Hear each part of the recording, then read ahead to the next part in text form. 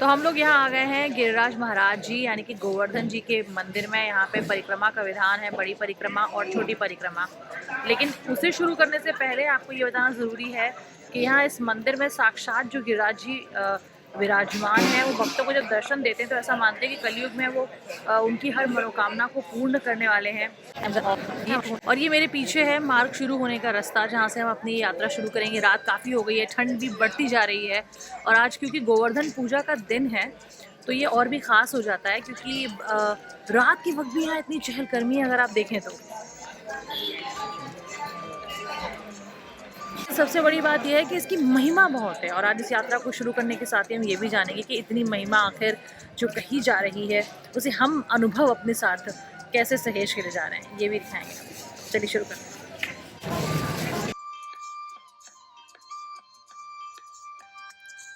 तो आपको बता दें कि हम लोग गोवर्धन की जो परिक्रमा है उसे काफ़ी चलकर पूरा कर चुके हैं और क्योंकि यात्रा शुरू करना ज़रूरी था, समझना ज़रूरी था, तो अब मौका मिला है कि आपको भी दिखाएं कि ये जो पूरा पथ है ये कैसा है। क्योंकि देखिए रात का वक्त हो रहा है इसलिए आपको इतनी भीड़ नहीं दिख रही है, लेकिन फिर भी बहुत लोग हैं यात्रा में क्योंकि ये ख़ास दिन भी है। और आप देखेंगे कि एक तरफ पक्की सड़क है और दूसरी तरफ मिट्टी का मार्ग है और किनारे किनारे बहुत सारे मंदिर बने हुए हैं, वृक्ष तरह तरह के दिख रहे हैं और यहाँ भी लोग परिक्रमा करते हुए इस मार्ग पर आगे बढ़ते जा रहे हैं।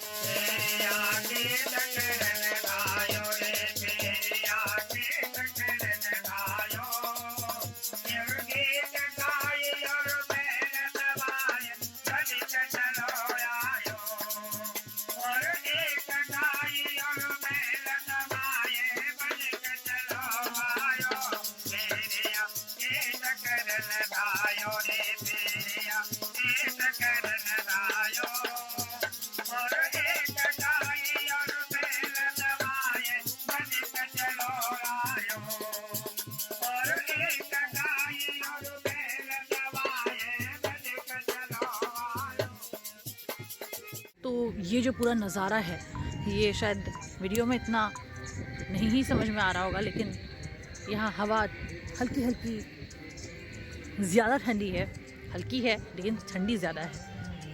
और पैरों की हालत देखिए क्या हो गई है, बस चलते जा रहे हैं चलते जा रहे हैं, नंगे पैर ही होती है ये यात्रा। कई लोग तो साष्टांग करते हुए जाते हैं, कई लोग यहाँ दूध धारा के साथ परिक्रमा करते हैं और जहाँ जिसको देखिए मौका मिलता है लोग इस तरह से रुककर वेट करके थोड़ा सा बैठ कर जाते हैं, निरंतर चलते ही जाते हैं, रुकते नहीं हैं। अब आप ये नज़ारा भी देख लीजिए और आप ज़रा पीछे के ऑडियो को ध्यान से सुने।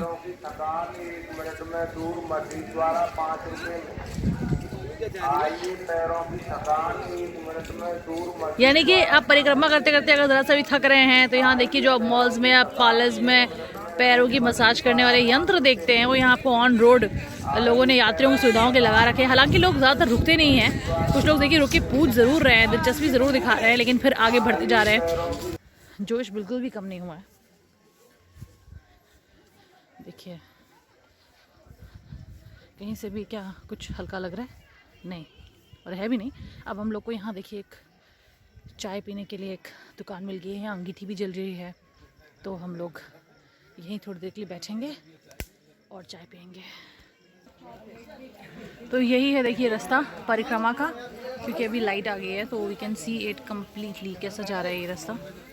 और ये इधर से देखिए, अभी वैसे तो इतनी सर्दियाँ नहीं हैं लेकिन इस वक्त भी काफ़ी ठंड है, जिसकी वजह से आप देख सकते हैं कि ये रास्ता हल्का हल्का सा आपको धुंध लग रही होगी, हल्का हल्का, बहुत ज़्यादा नहीं, हल्का हल्का कोहरा होगा। और इधर देखिए आप, ये जो पेड़ आपको दिख रहे हैं ना इस तरह, ये बड़े डिज़ाइनर से पेड़ अगर इन्हें बोले हम अपनी भाषा में तो ये बहुत ही डिज़ाइनर पेड़ माने जाते हैं।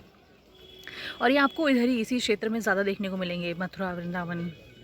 और वृंदावन में तो ये भी कहते हैं जब आप निधि बन जाते हो तो ऐसे पेड़ बहुत मिलते हैं और वहाँ कहते हैं कि सब गोपियाँ हैं। और इस परिक्रमा मार्ग पे भी देखिए रोड के बीच में भी, अगर आपने ध्यान दिया हो तो देखिए रोड के बीच में भी हैं सो बहुत ही इंटरेस्टिंग चीज़ें हैं ये, नहीं? ये है कड़ी बाजरा। कड़ी बाजरा, आपने कड़ी चावल तो सुना होगा, लेकिन आपने कड़ी बाजरा शायद कम ही सुना हो। अब इसकी कहानी ये है कि यहाँ पे देखिए राहगीर रुकते हैं और रात में जब कोई उम्मीद नहीं होती कि कुछ मिलेगा खाने के लिए, तो कहीं से दूर से कोई भैया गांव से अपने पीछे से बना के ले आते हैं कड़ी बाजरा, और इसी को ये लोगों को यहाँ पर रात में देखिए बांट रहे हैं। गोवर्धन का ये दिन है और घर का बना हुआ शुद्ध कड़ी बाजरा आया है और लोग रुक के राहगीर जो है खूब खा रहे हैं, खूब मज़े ले रहे हैं। ये भी अपने आप में एक बहुत ही अद्भुत दृश्य है, वाकई अद्भुत है, क्योंकि ऐसा व्यंजन आपको घर का पका हुआ और कहाँ मिलेगा, ऐसी परिक्रमा मार्ग पर ही मिलेगा। तो इस वक्त हम लोग हैं गोवर्धन परिक्रमा मार्ग पे, और यहाँ पर गोवर्धन का ही दिन है और कितने भक्त आ रहे हैं। अभी भी रात हो चुकी है, 9 बज चुके हैं और आप देखिए लगातार लोग आ रहे हैं। कहीं से भी आपको ये नहीं लगेगा कि यहाँ पर भीड़ है, नहीं है, सर्दियों की रात है, लेकिन लोग लगातार आ रहे हैं। थोड़ी सी रोड्स पे लाइट ख़त्म है और हम यहाँ पर हैं जहाँ पर यूपी और राजस्थान का जो सीमा है यहाँ समाप्त होती है रास्ते में, और यहाँ से राजस्थान शुरू होता है। मैं आपको दिखाती हूँ। शुरुआत मंदिर के दर्शन से ही होती है, उसके बाद हम यहाँ आते हैं। ये देखिए, अब हम लोग जा रहे हैं अंदर। रोज मौको नहीं मिलेगा, आगे तो कब कब मौको मिलेगा भैया। दर्शन करते चलो, जो इच्छा हो भेंट सेवा करने की वो भेंट सेवा करो। दर्शन करते चलो भैया, जो इच्छा हो सेवा करो, जो हो दर्शन करो जल्दी। हम रास्ते में चलते जा रहे हैं और हमें जो है लगातार कुछ ना कुछ मिलता ही जा रहा है। मतलब आप जैसे जैसे गिरिराज जी की जो परिक्रमा है वो पूरी करते जाते हैं, आपको बहुत कुछ ऐसा मिलता है जो विस्मयकारी लग सकता है। कभी कभी आपकी यात्रा की शुरुआत भी चमत्कारी ढंग से हो सकती है, और ऐसा नहीं है कि ये आपको इस यात्रा के दौरान ऐसी अनुभूति हो जाती है, करते करते ही होना शुरू होगी।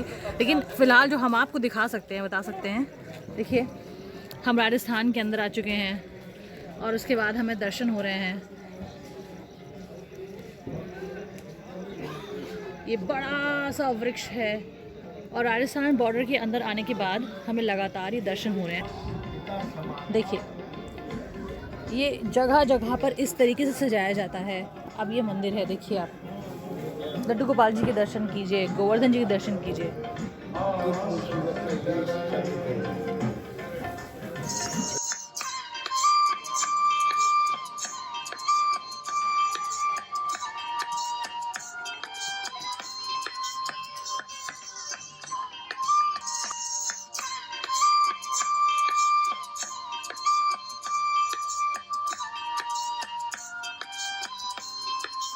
तो इस वक्त हम लोग हैं वहाँ जहाँ पर कन्हैया ने अपनी एक उंगली पर, एक छोटी उंगली पर पूरा जो गिरिराज पर्वत है, जो गोवर्धन पर्वत है, वो उठाया था, और ये वही स्थान है। देखिए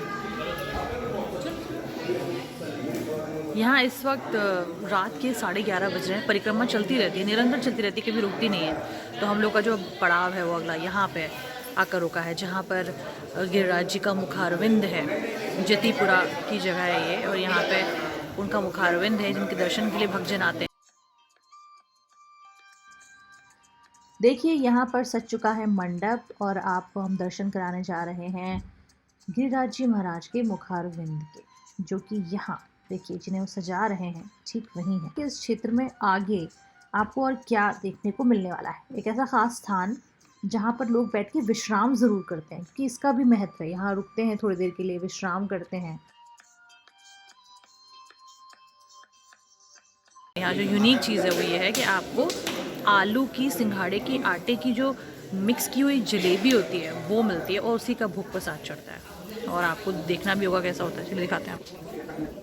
ये देखिए, ये है वो जलेबी जो ख़ास तौर पर यहाँ पर गिरिराज जी महाराज को प्रसाद में चढ़ाई जाती है। अब आप कहेंगे जलेबी में ख़ास क्या? ख़ास ये है कि ये जो जैसे नॉर्मल जलेबी बनती है वैसी नहीं है, इसे आलू और सिंघाड़े के आटे से तैयार किया गया है, और यकीन मानिए ये खाने में इतनी क्रिस्पी लगती है कि ये शायद आपको नॉर्मल जलेबी से भी ज़्यादा स्वाद लगे। कितनी खूबसूरती से यहाँ पर सजाया गया है। लगातार सेवा जारी है, लगातार लोग सेवा करते ही जा रहे हैं क्योंकि यहाँ पे है ही कुछ ऐसा सिस्टम। लोग अपने अपने कान्हा जी लेकर आते हैं और कान्हा जी के दर्शन यहाँ कराते हैं। दर्शन क्या कराते हैं, उन्हें उस स्थान पे लेकर आते हैं जिस पे उनका नाता ऐसा है, जैसे आप कह सकते हैं कि गिरिराज जी और गोविंद जी, कान्हा जी, सब कुछ आप एक ही में मानिए, क्योंकि अलग ज़रूर लगते हैं क्योंकि लीलाएं अलग हुई हैं, लेकिन जो कनेक्शन है वो बहुत पुराना है और वो कनेक्शन ऐसा ही है। बहुत ही ख़ास जगह है, बहुत ही स्पेशल है और वाइब्रेशंस वेरी वेरी हाई।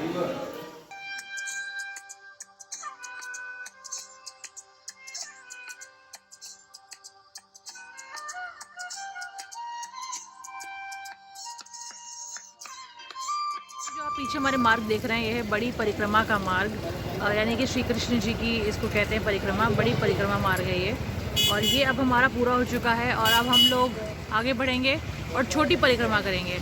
ये और छोटी परिक्रमा मिलाकर ही टोटल एक पूरी परिक्रमा होती है, जो कि 21 किलोमीटर की लगभग होती है।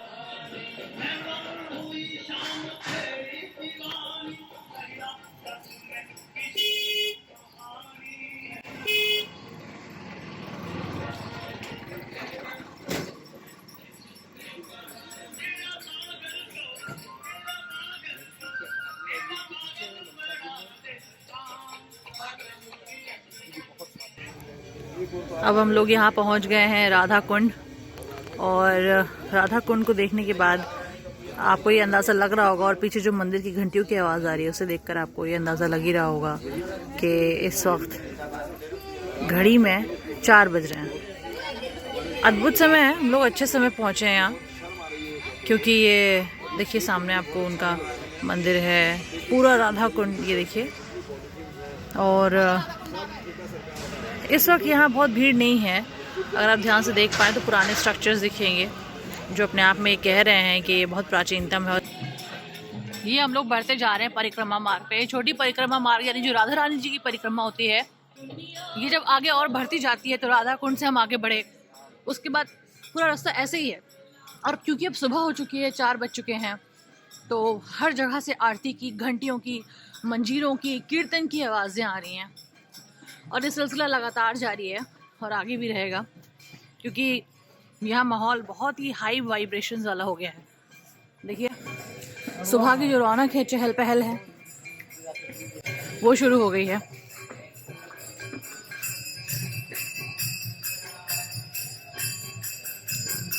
ये देखिए ऐसे प्राचीन मंदिर, ये वृंदावन अगर कोई आता है, मथुरा आता है, तो उसे पता होगा कि हर कोने में मिलते हैं।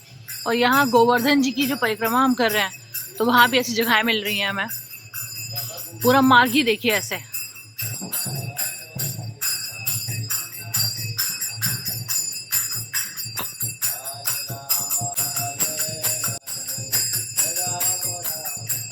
ये देखिए,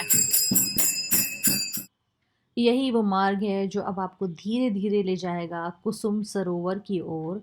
ये एक ऐसा पड़ाव है जिसे देखने के बाद आपको ऐसा लगेगा कि इस यात्रा में मनोरम जो दृश्य हैं उनकी कमी बिल्कुल भी नहीं है। और आपको ये बता दें कि इसके बाद आप पहुंच जाएंगे मानसी गंगा, वहां स्नान करके दर्शन का विधान है, उसी के साथ आपकी परिक्रमा भी पूरी हो जाती है।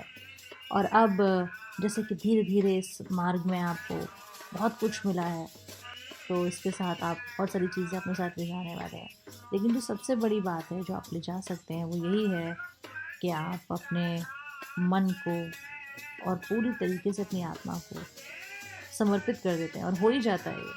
क्योंकि आप जब चलने लगते हैं ना धीरे धीरे, तो सिर्फ आपकी हिम्मत, आपका जज्बा, आपकी भक्ति ही काम आती है।